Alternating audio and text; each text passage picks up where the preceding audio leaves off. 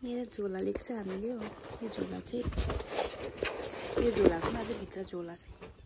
यसमा चाहिँ टिप्ने म सेबी। यहाँ चाहिँ आमाले पिण्डालहरू टिप्नुहुन्छ अरे हो, अनि म चाहिँ यहाँ सेबी टिप्ने।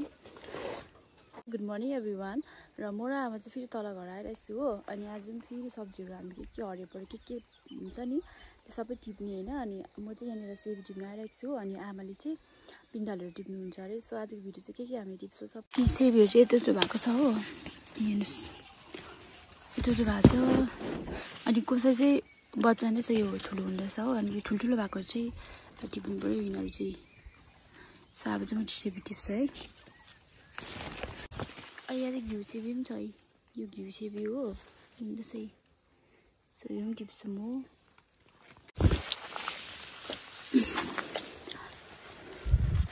घिउ सेबी चाहिँ दाना लाग्दैछ भर्खरै, तर यतिको खाँदा पनि मिठो हुन्छ हौ। दाना लागेपछि भन्दा पनि यतिकोमा चाहिँ मिठो हुन्छ कहिले हो।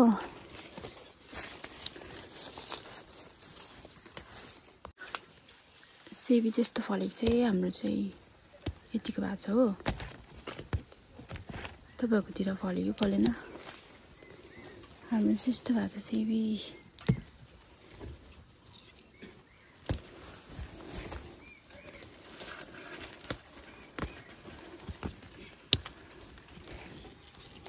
यति भयो मेरो सेबी चाहिँ।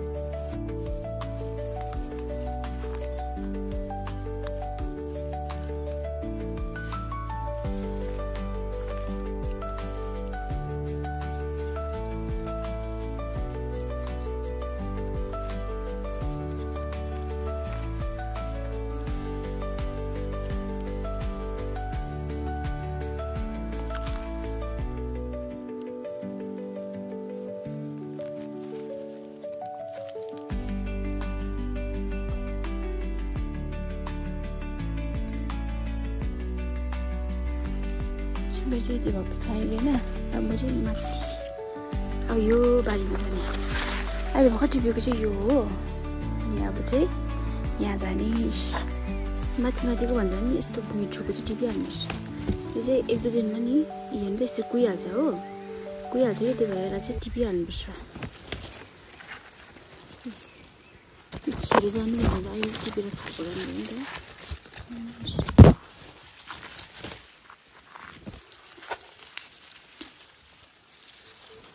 दामी फलेछ सेबी चाहिँ हेर्नु है, यस्तो गरेर चाहिँ हो।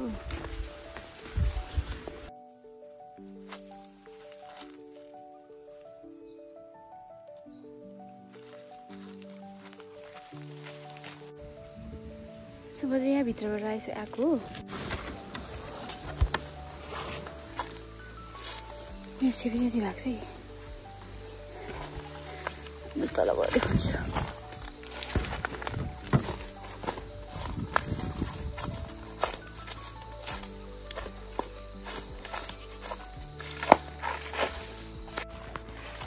यहाँ त सिमल तरुल आमाले भन्नु भएको यसो गर्नु नि। ओफ गरम भयो।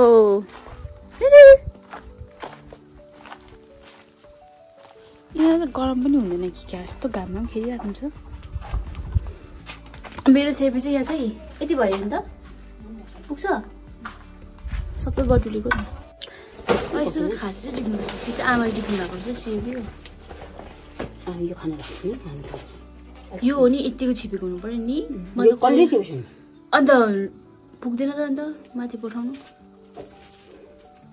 हुन्छ। माथि त नानालाई पठाइदिनु। यो चाहिँ डल्लै पठाइदिनु होइन, यो चाहिँ पुग्छ हामीलाई।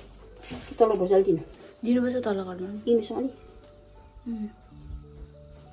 फेरि भारी भारी के बोक्नु।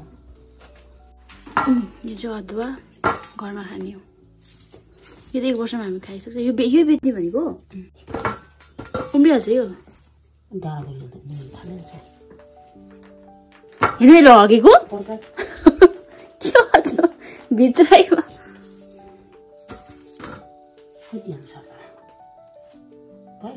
कुनै बोक्न सक्ने हाल्नु सानो लामो बाटो छैन।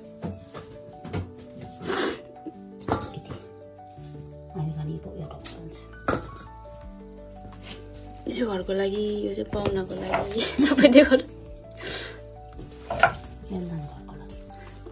छौ घरमा त यति खाएर बादमा लाँदा भयो नि। यहाँ चाहिँ छ मेरो लसुन सुक्छ मजाले।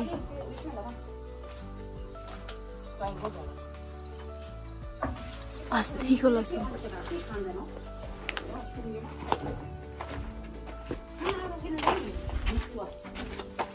र हाम्रो चाहिँ प्याकिङ भइसक्यो। यहाँनिर हाम्रो मेरो यो सिमलतरुल र अदुवा यसमा हो। अनि यसमा चाहिँ छ सिमी। लाउ चिया त्यो झोला यसमा सिमी रहेछ। यो सिमी हो यहाँ सिमी छ।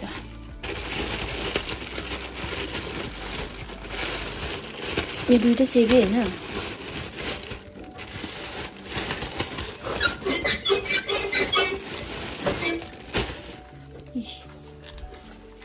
मलाई यो बोक्छु अदुवा।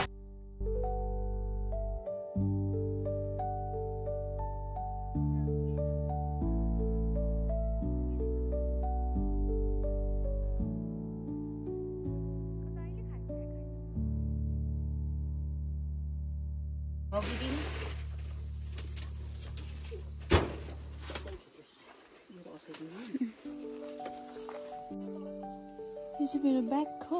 र हामी चाहिँ आधी बाटो आइपुगेको थियो कि आलु बिर्सेछ आलु ल्याउने हो। फेरि आधी बाटोबाट उहीँनिर हो। अनि फेरि आमा चाहिँ आलु ल्याउनु जानुभएको छ। म चाहिँ यहाँ बसिरहेको छु। हेर्नु यहाँ यस्तो घाम लागेछ। यस्तो हरेस लाग्छ नि हिँड्नु यस्तो घाम लागेको बेलामा। सो आजको भिडियो चाहिँ यस्तो नै भयो हो। अनि तपाईँहरूले पनि इन्जोय गर्नुभयो होला हाम्रो सब्जीहरू देखेर। हाम्रो मेरो सब्जी चाहिँ यहाँ छ हो। यहीँ सो अब चाहिँ हामी फर्केको। आजको भिडियो यस्तो नै भयो हो। आज चाहिँ हामी अब छिट्टै फर्केको। अहिले कति बज्दैछ? 1 बजी फर्केको है आज हामी। हो आज चाहिँ 1 बजी फर्केको किनभने पाहुनालाई यो सब्जीहरू दिनुपर्छ। भरे बेलुका गाडीमा त्यो भएर हेर्नु मकैहरू कोसा लागिसक्यो। आरुचाको मिठो छ त्यो आरुचा। सरको भिडियोमा भेटौँ। By everyone.